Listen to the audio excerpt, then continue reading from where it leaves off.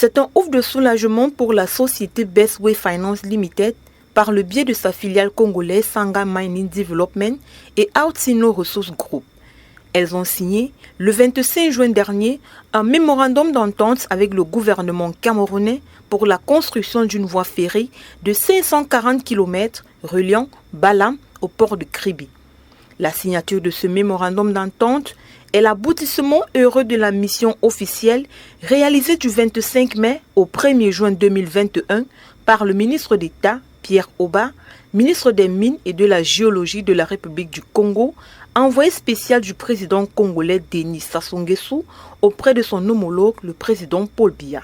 Mus par une fraternité bilatérale, l'État du Congo et le Cameroun misent sur la relance et l'implémentation du projet des gisements miniers que recèle le craton du Kasaï au Congo et dont font partie les gisements de Nkouts et Mbalam en République du Cameroun, ainsi que de 3 gisements de fer en République du Congo.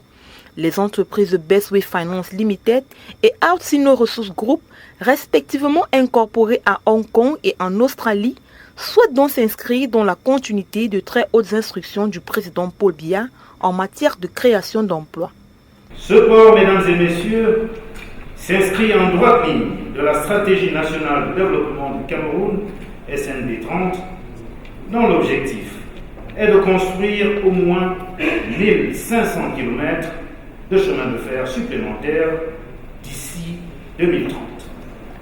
10 milliards de dollars, soit environ 5 495 milliards de francs CFA, c'est le montant consenti pour la réalisation de ces projets. L'État du Cameroun bénéficiera de l'essentiel de l'investissement ferroviaire et portuaire initial.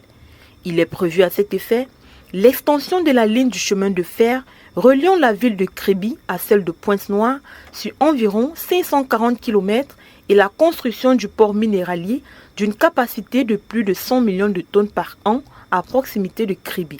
Le Cameroun aujourd'hui gagne en termes déjà de revenus fiscaux. Nous allons gagner énormément. Et surtout en termes d'apport, c'est les créations d'emplois.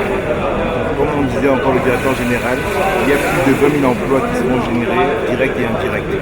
Donc je pense qu'aujourd'hui, nous allons aussi profiter de l'accord des Chinois qui viennent former des Camerounais sur place. De quoi donner du sourire au milieu des Camerounais qui rongent le frein à la recherche d'un emploi décent. Surtout que la construction de ce chemin de fer changera le visage du domaine ferroviaire dans le dispositif infrastructurel du Cameroun, ce qui permettra au gouvernement camerounais d'intégrer le transport de marchandises et de personnes.